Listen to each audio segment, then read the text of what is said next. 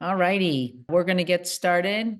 Start with some introductions. We are going to then get into the changes in the liability law in Florida's tort reform, talk about some of the requirements, and really we're here to answer your questions. There are a lot of gray areas, so I'm sure you have some questions relative to your multifamily properties, and that is essentially what we're here for. I am Lauren O'Brien. I'm with Cloudastructure. I'm the Chief Revenue Officer, and I am very pleased to introduce Amanda Podlucky. She is a partner at Cobb Gonzalez. She specifically works on multifamily properties. She focuses her practice on representing clients in premises liability matters.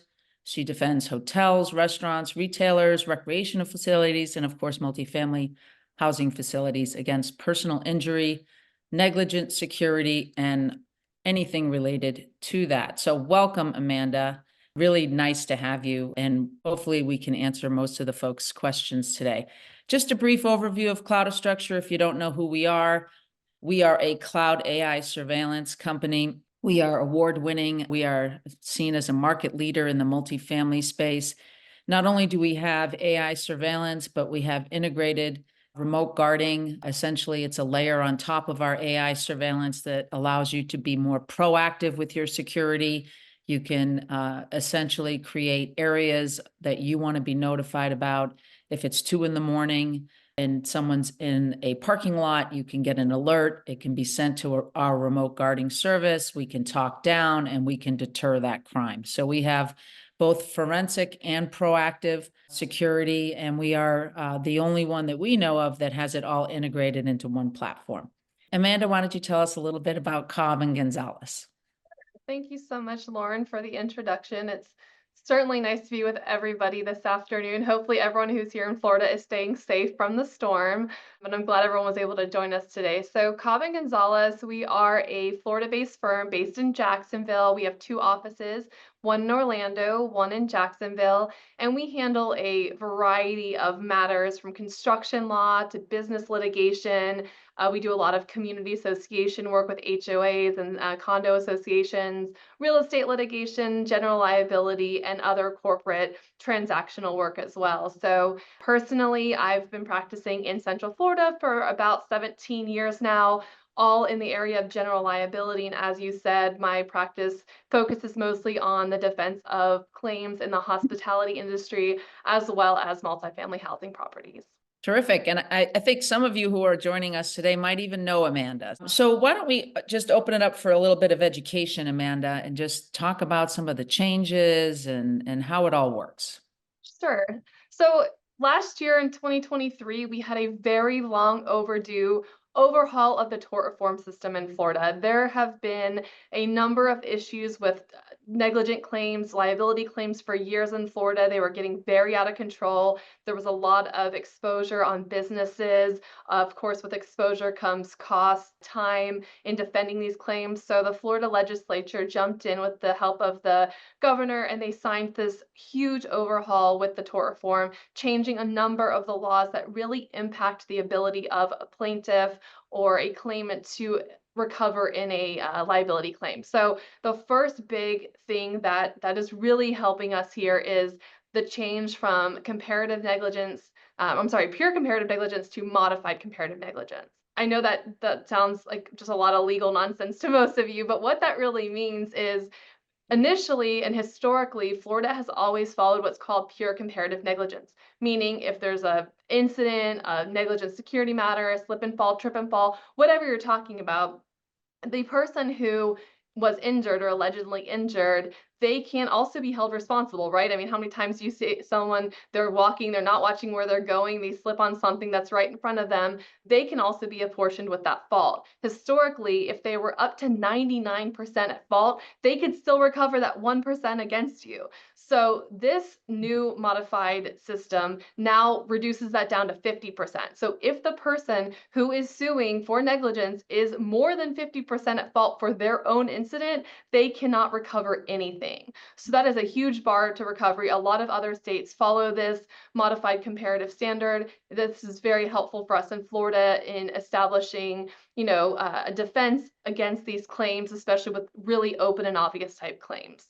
So that is really one of the biggest and best changes for us that we've seen so far. The next thing that we've seen is a statute of limitations change from 4 years to 2 years. So again, historically in Florida, someone could wait up to 4 years to file a lawsuit after the incident. And that is a very long time for someone to be able to develop a claim. It's also very important on the defense side to be able to gather information right away, to preserve evidence, to gather statements, to take photographs, gather video surveillance, things like that, to make sure that you can defend against the claims. Whereas sometimes, we would get claims 4 years later, and then nobody would have a clue what happened 4 years ago. Employees are gone, people have, changed jobs, left companies, and then we're very left with very little information to investigate or defend against a claim. So that 2-year statute of limitations really helps with urgency in getting the claim to litigation, but also is favorable for us in the sense that it is avoiding those delayed investigations. And there's obviously an increased importance in that post-incident preservation, which I know we're going to talk about with Lauren in a little bit here, and things like preserving surveillance and getting things like that all lined up so that you aren't dealing with having to go back 4 years later and gather all this information. The next thing and the next couple of issues, changes with the tort reform, are probably not that important in terms of this realm or glamorous to everyone watching, but it's really the admissibility of medical bills. Just for everyone's benefit, in Florida, a lot of the times the doctors and the plaintiffs' lawyers kind of get, together, and they come up with these systems where they're going to charge all this money for all these medical procedures that the person may or may not need. And then all of a sudden we're facing a trial with $300,000-$400,000 in medical bills that should have really only cost $30,000 or $50,000. So that really helps reduce that exposure again to the businesses, to their insurance companies, when the plaintiff cannot go in with just this exorbitant amount of medical bills that weren't really justified in the first place. And I'm sure everyone who's watching from Florida is sitting at home. If you are at home or if you watch TV anytime recently, you've seen any number of those commercials from any number of the plaintiffs' attorneys here in Florida that love to advertise how much money they've gotten their clients. And that is why. And that is a lot of why these changes were really put into place, to avoid those really high results that were probably unjustly skewed in their favor. So the next thing really goes towards bad faith. Again, that's something that's probably not very applicable to this audience, but it really just allows investigations, insurers, businesses to be able to investigate liability claims before they have to just pony up money. Before, a plaintiff's attorney could make a time limit demand, say, we want your entire policy, we want it by this date, and if you don't do it, you're in bad faith, and we're going to go after this additional money, extra contractual money over and above what your policy limits are. And so the tort reform again put in some safeguards so that everybody can take some time, investigate the incident, decide if an offer is justified, and as long as an offer is made within 90 days, that might be less than the policy limits, there's a little bit of protection from that bad faith down the road. Letters of protections and referrals now must be disclosed. Again, that's what I mentioned earlier with the relationships between these doctors and these lawyers.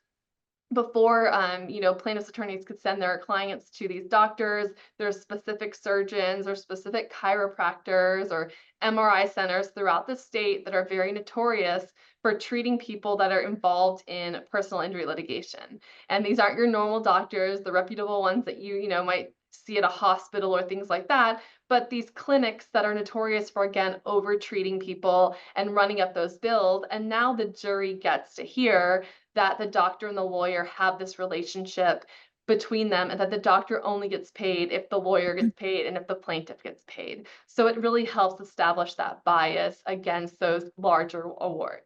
So the two things that we're really going to focus on now, and what is most important for everyone that's tuned in today, is the apportionment of fault to assailants and intentional tortfeasors. So this is a really exciting new change in Florida because historically, in the setting of a negligent security case, the actual criminal assailant that caused the incident, that performed the criminal act, could not be on the verdict form in the trial. The jury did not get to know who that person was and did not get to apportion that person's fault. And that's just crazy to think that we operated for so long in Florida like that. Most states do allow apportionment for the criminal assailant.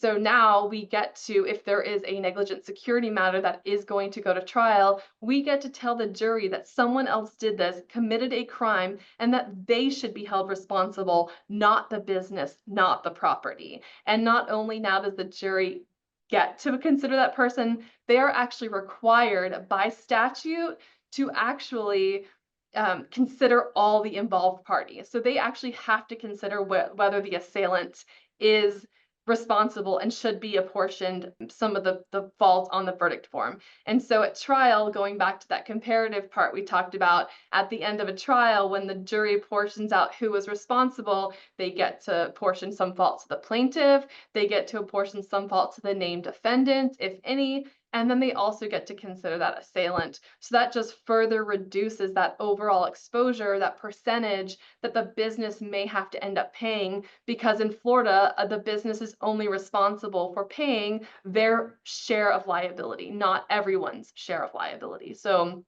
in reducing specific exposure to the properties themselves, this is just huge. And that, of course, leads me to the next and the most exciting part of the tort reform here for all of us, and that is the presumption against negligence and negligent security for compliant or substantially compliant multifamily residential properties. So as we talk about this, and Lauren, would you mind going to the next slide for me? Yeah. Perfect. So the presumption against liability in this case, so negligent security is a general term that goes toward any type of negligence for a criminal act on a property. So that could be at a restaurant, that could be at a nightclub, a hotel, wherever someone might be, where there is a criminal act that causes someone to be injured, there can be a negligent security case. But the Florida legislature chose in this specific instance to limit the presumption against liability only to multifamily housing properties. So this is something that is unique to this industry only and applies only to multifamily residential properties. And they actually define this as a very specific set of properties. And I have the definition here for you. I was going to read here. So it's a residential building or group of residential buildings, such as apartments, townhouses, or condominiums consisting of at least 5 dwelling units on a particular parcel. So it doesn't have to be a massive complex. It can be any parcel of land on which there are at least 5 dwelling units on that piece of property. As long as that criteria is met, this presumption against liability would apply. And it applies not only to the owner of the land, the owner of the property, but also to the principal operator. So anytime you have an association or a management company, a third-party management company, they also get the benefit of this presumption against liability.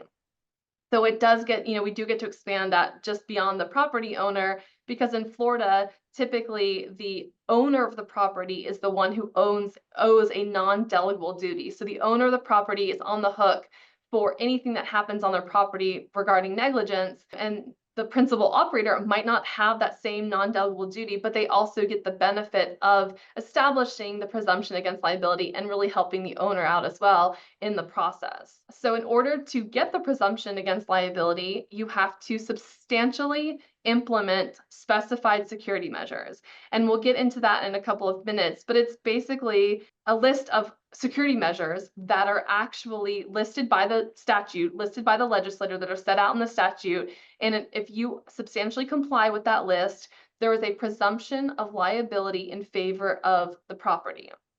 And this pertains obviously to the criminal acts committed by third parties, as we discussed. And the biggest thing with this presumption is it's very important in the sense that it really helps against these claims, but the owner of the property and the operator of the property are the ones that have the burden of proof to establish the presumption. So normally in a negligence case, in any lawsuit, the plaintiff has the burden to prove their entire case. They have to prove negligence, they have to prove causation as to their damages, and they have to prove damages. But in this case, if we're saying we get this presumption, we as a property have to be the ones who prove that we are substantially compliant with this list of itemized security measures. So now we can kind of get Yeah. into what some of those itemized Yeah, security. before we do that, I'm curious to get your opinion. Why do you think they chose multifamily properties as opposed to any other types of properties for this particular presumption against liability? So I think it was really to incentivize properties to protect their residents and guests against these criminal acts. I mean, we have in Florida, there are a lot of these negligent security claims against multifamily housing properties, especially in some lower income or high crime areas. So the legislature, I think, really wanted to be able to lessen the amount of litigation, lessen the burden on businesses by allowing this presumption and lowering the amount of negligent security claims, but also in doing so, it inherently protects the guests and the residents of the property when additional security measures are implemented. And I Yeah. think, making sure that people are safe in their own home was probably a higher priority than maybe looking at the hospitality industry, where I think it's a little harder to apply across the board when you're talking about hotels or nightclubs or restaurants. There's so many other factors there, but I think there is a priority in making sure people are safe where they live and feel safe where they live. So I think that's really why the tort reform focused on this specific Okay. industry.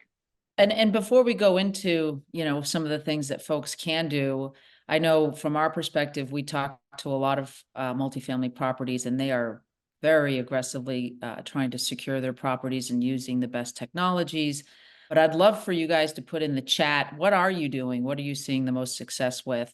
And then also, if you wanted to start putting some of your questions in the chat, you can do that as well, because we'll be getting to those right after we get through this next couple of slides. All right, thanks. So as far as the specific security measures that must be implemented, the first one and probably one of the most important ones is surveillance, a security camera system at the property. The statute only requires the system be at the exit and entry, but obviously the more security cameras, the more surveillance you have on the property, the better. Not only are you going to deter criminals from committing acts when there's more cameras, but you're going to also have the ability to then gather information after the fact. And I'll kind of explain why that's important as we get through a lot of these other measures. But the statute only requires system cameras at the exit and entry to obviously see who's coming and going.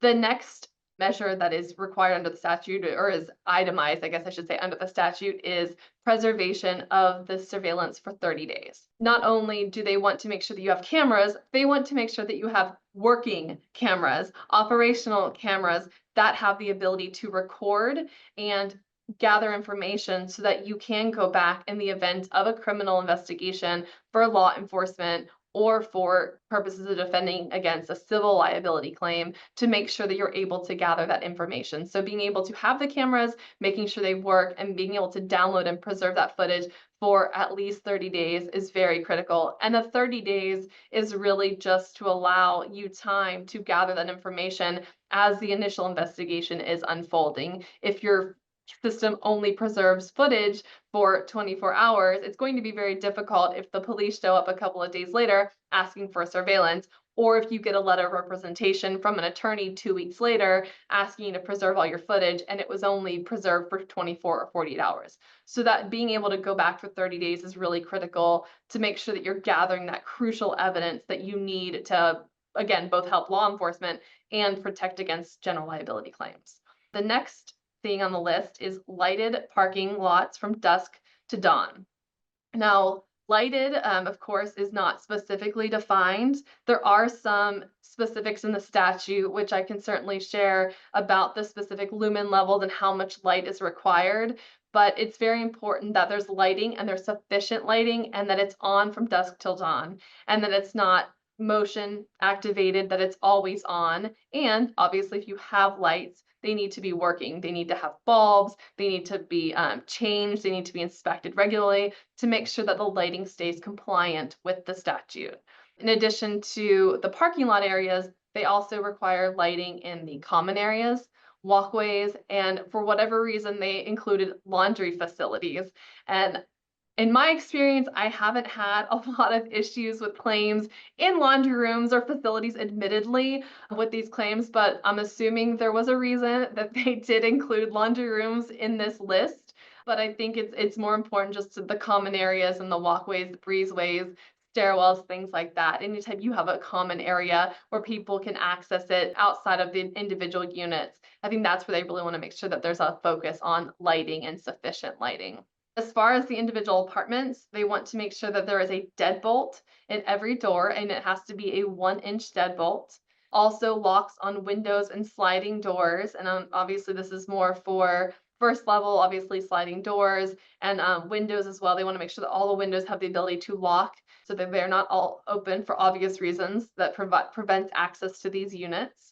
They want to make sure there are locked gates at the pools. And this is really more of a safety issue, obviously, for people accessing the pool area who shouldn't be, like children or perhaps elderly individuals who might not be able to swim or could get into some real danger if they were accessing the pool area. And obviously, they want to make sure that if you do have a pool, you cannot access it without a locked gate. The next thing that's really interesting is they want to make sure that every door has a peephole. And if you don't have a peephole, you have to have a window next to the door. Now, if you do not have a property that is compliant with this already, it is going to be very difficult to go and add windows to every single unit. So the obvious option is to go and put peepholes in to the units. It's a relatively low cost measure and a way to make sure that you're compliant. This is not something that has to be constantly maintained or updated or inspected or maintained. I mean, once the peepholes are there, they're there. So that is a really easy way to kind of check off one of these boxes and make sure that you've hit another, element of this list. Those are generally the security measures that are enumerated by the statute that the legislature wanted these properties to be sure to comply with. But in addition to that, there are a couple other ways that you can also be compliant with the statute and establish that important presumption against liability. And that is to make sure that your property is SEPTED certified every 3 years. So I'm not sure if anyone's familiar with the SEPTED concept, but it basically stands for Criminal Prevention Through Environmental Design. And it basically there's a number of principles that surround SEPTED, and we probably don't have time for an entire lecture on SEPTED now, but for anyone who's unfamiliar with it, it basically provides, like it says, criminal prevention through environmental design. So environmental design, landscaping, lighting, access points, things like that that you can use to enhance the security at the property. So these things include natural access control, natural access points to the property, natural surveillance, making sure that the design of the property, the buildings, the structures, the landscaping allow lighting, natural and additional lighting to come through to all the properties. You don't want to obviously have lighting and then have big, tall, thick trees blocking the light from actually reaching the ground. So making sure that your security measures are enhanced by the natural surroundings and the natural layout of the property.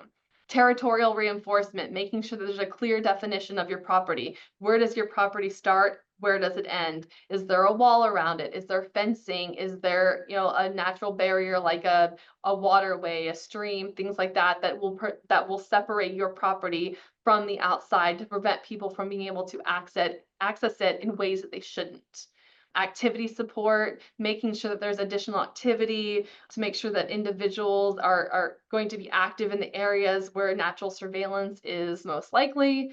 And maintenance, of course, which is just ensuring that the property has the maintenance, has the surveillance, and that it's being maintained. Again, a good example of that is those large trees that might be obstructing that lighting, making sure those are trimmed back, making sure that you're putting the right landscaping in to prevent those things from happening in the first place. And when we talk about these assessments, it has to be done every 3 years. It must be done by a SEPTED practitioner, and this is someone who is certified with the Florida Crime Prevention and Training Institute. So there's a very specific organization in Florida, and in the Florida Crime Prevention and Training Institute has a website, and the website directs you to any number of practitioners. There's actually a directory link right on the website where you can click the link and get the practitioners. They would come out, they would do a SEPTED assessment, make sure your property is SEPTED compliant, make sure that you are hitting those kind of 5 principles, give you advice on what you might be able to do to increase the prevention based on the natural design. And then they'll give you an assessment, and you keep that on file for 3 years. So as long as the property is doing their job of keeping up with that maintenance and keeping up with that assessment, then that is again another box that can be checked very easily off that list. And the last thing that the Florida legislature wants multifamily properties to do is to have their employees trained in crime deterrence and safety training. So what they've done is they've given all properties until January 1st of 2025, so there's still a few months left to become compliant with this, to have their employees complete a program. And these programs can also be found through the Florida Crime Prevention and Training Institute. And the employees can take these programs on crime deterrence, crime prevention, and increased safety on the property. And if that's done by January 1st, then the property is deemed compliant.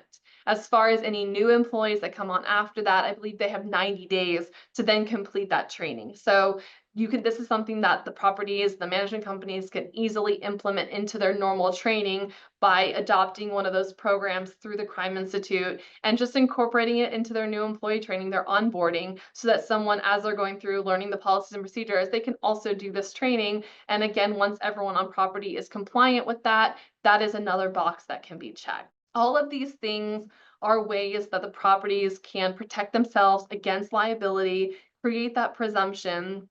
And I know a lot of this looks good on paper, right? You say, put in a security system, check, make sure the peepholes are there, check, do all this training, and you have your list, and it seems very easy to apply on paper. But the biggest issue with this statute is that it's unclear as to what compliance is. They gave us all this great information. They tried to help properties out, but then they used this term substantially implement.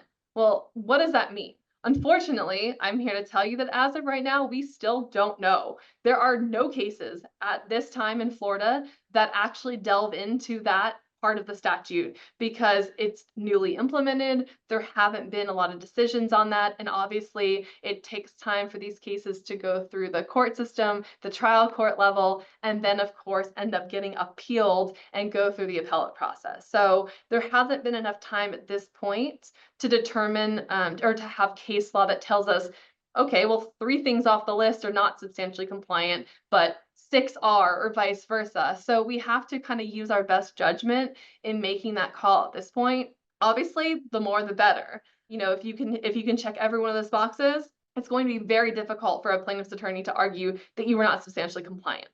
If you hit, sorry. I just wanted to jump in for a couple of things because some of the things that are going through my brain is, video storage for 30 days, which is great. But then earlier we talked about having to have specific footage for 2 to 4 years, for example. And now it's 2 for the statute, not necessarily footage, but statute of limitations is 2 years, right? So if I only store the video for 30 days and someone comes at me, a year and a half later, it's like, I don't have the footage. And so one of the things when you guys, I'm talking to the audience now, are looking at security measures and surveillance systems, one of the things we provide is, yes, we provide 30 days of storage, or you could actually do 2 years of storage, though it is a little pricey. But in specific incidents, you can actually create playlists that last much longer. And we've done this specifically for this kind of situation so that you can save incidences as opposed to hours and hours and hours of just general recording for 30 days. And that way, if someone does come, there was an incident, you got it on recording, you can come back 2 years later and still have that playlist for you to share with others if needed. The only other thing on here as well is, the lock gates at the pool. What we've also found is having eyes on the pool proactively with remote security guards has been extremely effective in reducing incidences here at the pool. So for example, there's lots of activity. People love going into the pool late at night when they're not supposed to. And our guards will come and talk down to them and basically say, you need to leave the premises, and they do. And that has significantly reduced incidences. So I just wanted to mention that before we go into sort of the next section here. Yeah, and if it's okay with you, Lauren, I see some questions in the chat. I want to address a couple of these. I think that's going to launch us right into the next segment as well. But I don't want to skip over anybody's questions. I know, Jessica, you asked initially, are build to rent single family properties also included with multifamily? No, not based on the definition. Single family rentals would not fall within this definition. It does have to be a multifamily property, and it has to be 5 dwelling units on one parcel of land. So you have to meet that criteria in order to establish this presumption. Now, I'm not saying that if you don't implement these procedures, or that if you do implement them, you shouldn't, you just don't get that presumption. You can still implement them, and all of these itemized security measures, obviously, anytime you have a security claim or issue, you're going to be able to use these as a defense of the claim. And these are all very, very good defenses to any negligent security claim. You're just not getting that presumption that the multifamily housing property would get against the liability. As far as Sean, I see you asked, does the exit and entry refer to road entrance to a property or entry and exit to the building? It is to the property, to the parcel. So there they're talking about access gates, to the property from the outside, not necessarily just building to building.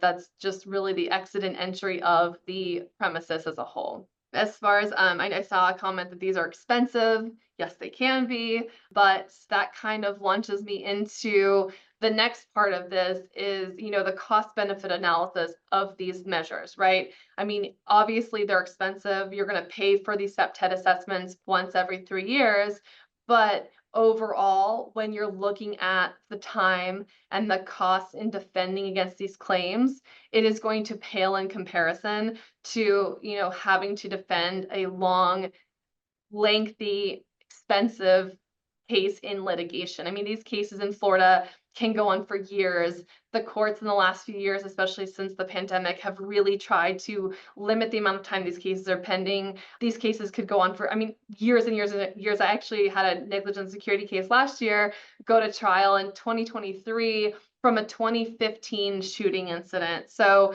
that is an extreme example, but the courts have really cracked down on that. And now we are under a very strict mandate to try and get every case from suit to filing of suit to trial within 2 years.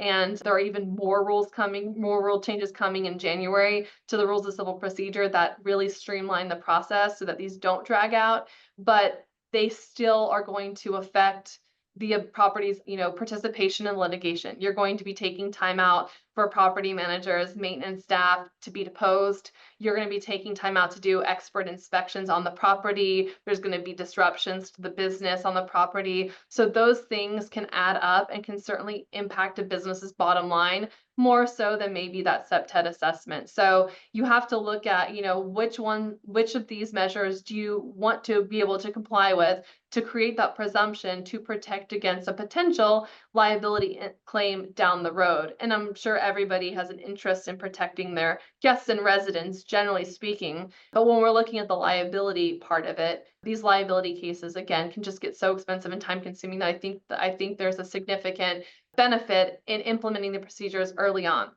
Yeah. The other thing that's really important to talk about here is that if you implement them, they need to work, they need to be maintained. So one thing I always tell everybody in any negligent case, when, no matter what type of business it is, whether it's a restaurant, a multifamily housing property, whatever the case is, if you violate your own policy or procedure, you're going to get nailed by a jury. That is like the #1 rule of liability defense. If you violate your policy or procedure, if there's a policy on something and there's evidence that it was not complied by the business, that is the easiest way to lose one of these cases, regardless of the other facts. So it's kind of a similar principle here. If you implement these security measures, if you have the cameras up, they need to be working. If you have lighting, it needs to be on. If you have gates, they need to be working. They need to, make sure they're closing and opening as people are coming in and out of the property. The gates aren't just stuck open. So that you need to stay on top of them. So it's important to take on these security measures, but it's also important to make sure that you're taking on the ones that you can actually maintain and stay on top of, because those two are going to go hand in hand. Yeah, I was just gonna ask, what is the one safety measure that folks can do? And it sounds like it's to make sure what they have is working. But is there any other recommendation you would make, which is the one safety measure that folks could do aside from just making sure everything's working, that might reduce the chance of a false liability claim? Yeah, I mean, I think one of the biggest items on that list is, and I'm sure Lauren, you're gonna love hearing this, is surveillance, of course. Not only is surveillance helpful in deterring crimes, but surveillance systems and properly working surveillance systems with proper and sufficient camera placement are not only going to check the box as to the implementation of the security cameras, but they're also going to help prove all these other things, right? So if you have these other implemented measures on property, the gates, the lighting, the pool gate, things like that, peepholes, whatever the case is, if you have those on your property and you have surveillance footage of your property, you're going to be able to go back and use that footage to be able to prove that you were compliant with all those other measures at the time of the incident. So there's not going to be years worth of depositions of witnesses coming out of the woodwork saying, this property's always dark, the lights are never on, I come home every day and the gate's stuck open, I've been telling them for years that the gate doesn't close, and it's a fact issue. Was it closed? Was it not closed? Who knows? But in this case, you can go back and we can look at the surveillance footage and we can say the gate was closed, it was opening and it was closing, it was working. We can look at the lights and see that the lights were on at the time of the incident. We can look at the pool gate, see that was locked at the time of the incident, things like that. So being able to implement all these procedures, but also have the footage to be able to prove this is probably the most important way to be able to meet that presumption. Because as you can imagine, every negligent security plaintiff's attorney who has made a living, I mean, there are attorneys in Florida, especially in the Miami area, that do work all over the state of Florida that just do these claims. They find the worst shootings, sexual assaults, whatever the case is, and they go after those cases and they go after them big. And we're talking about 7-figure cases here. And this is what they've made their entire careers of. And these are the things that they hate to see, because they know their cases are going to suffer significantly when they can't, argue that these properties were non-compliant or insufficient or whatever the case was, because one thing that they typically look at is prior criminal activity at the property. And when Yeah. you have these, security measures that are being implemented as time goes on, you start implementing it now, 2, 3 years from now, there's going to be presumably less criminal activity on the properties. And then, 3, 4, 5 years from now, there's not going to be the same level of criminal activity, not only on the property, but in the surrounding areas that there may have been. So it's going to continue to kind of be a trickle down effect as we move forward in the next 3 to 5 years and really reducing the exposure in negligent security claims across these properties. Yeah, that's an interesting point. One of the things, we've seen like in Prince George's County, for example, they're really making, I think, even harder security measures for multifamily properties. And also we've seen customers of ours and prospects say, well, I'm actually nervous to put a security camera in because then I'll be liable if it's broken, right? And I don't know if I can do that. But it sounds like that the trend is you have to have security. Not, you can't just say, well, I didn't have a camera. And so, it's that risk reward, right? And then we've had customers come back and say, I should have had that camera because now I'm being sued because I don't have that information. And so what do you see? Do you see it just getting stricter and stricter for multifamily to have these measures in place over time? Yeah, I mean, right now it's obviously a presumption, but I think it's going to at some point become an expectation that these procedures are going to be implemented. I mean, especially if we're seeing these claims come up and we're able to establish these presumptions for so many properties by implementing the procedures, and then all of a sudden you have a property where suddenly these procedures aren't implemented, it's going to make the case much worse, and it's going to make them a significant target for these plaintiffs' attorneys in other cases where they're Yeah. going to probably be looking for Look, I'm a cynical defense lawyer, so I have no problem admitting it, but there are attorneys who do seek these things out, who read the, criminal activities, who read arrest records, who go after these types of cases. Then they'll read the crime reports, the arrest records, look at mugshots, to see what types of things are happening to target criminal, acts that take place in high crime areas or properties that don't have these measures. So if they see something happen at a property and they go look at the property and they see, well, there's cameras and there's gates and all those things, they're going to be less likely to take on that case. Yeah. So I Yeah. think that's really important in kind of protecting you from having litigation even come up, but also you're not going to be a target because at some point it is going to be expected of the properties that these are just the norm. And I just also, Lauren, want to address, I see Josh has asked a couple of questions about SEPTED and I skipped over him. So I'm sorry, Josh, but I see that you asked a question if there's a penalty for not having the SEPTED assessment completed. No, there is no penalty. You just can't add that to the list of measures that are implemented when you're trying to get that presumption. So it's not necessarily something you have to do and you're not penalized if you don't do it. But if there's a claim that comes up and you're trying to establish that the property implemented the measures and that's not on the list, it might be harder to meet that burden. But if you say you do everything else but that one, arguably that's substantial implementation. But again, until we have some case law, we don't really know. But no, there's no penalty is kind of the short answer there. And then I see your other question about having someone from the ownership group do the assessment.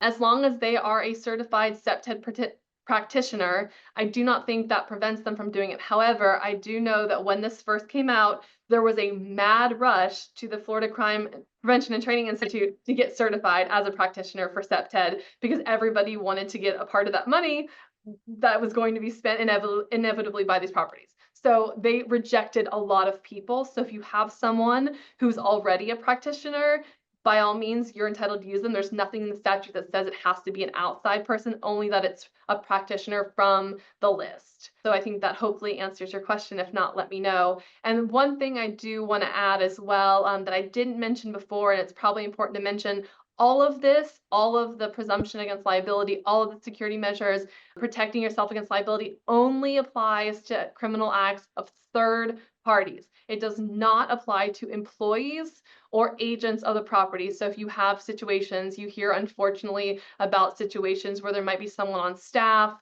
like a maintenance person or something, who unfortunately, if they were to do something wrong or commit an act, that would not apply to that situation. It has to be a third party criminal assailant that this applies to. So I just want to make that clear as well. Okay. We do have a question about squatters. What makes the Florida anti-squatter ordinance different from other states like New York?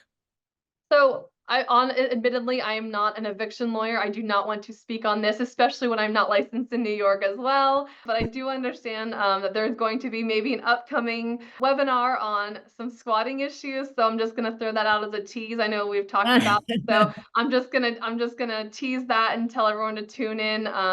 For the Correct. next webinar, because I think that is something that is coming, because I think that's something that people are interested in. I just don't want to address that when I don't know specifically enough about New York law, and I'm obviously not licensed in New York to be able to talk about that. So I'm gonna table that for now. Great. And that is true. So stay tuned, everyone. We will be having an anti-squatter or squatter webinar to inform folks, a little bit more about that legislation in the upcoming months.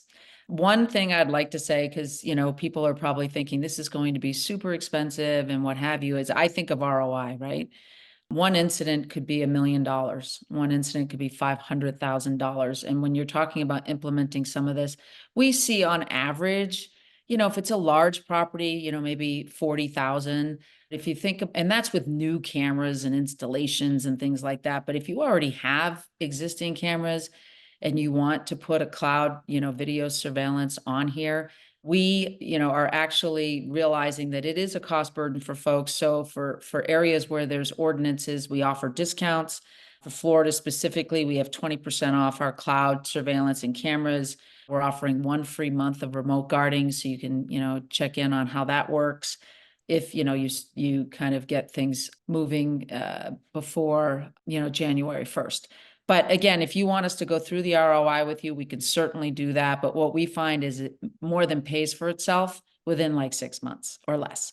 So, and it also, we're finding that as you stand out more as a property owner, when you have a better security in place and you can tell folks, this is what I do to secure the safety, of the parking lot and the walking areas and the common areas. And this is how we've reduced incidents, et cetera. You get people to stay for longer.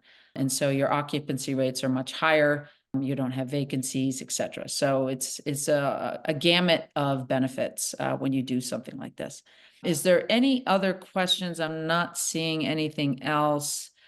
If you do want to reach out to us, I think Kathleen put in the chat, contact sales@cloudastructure.com.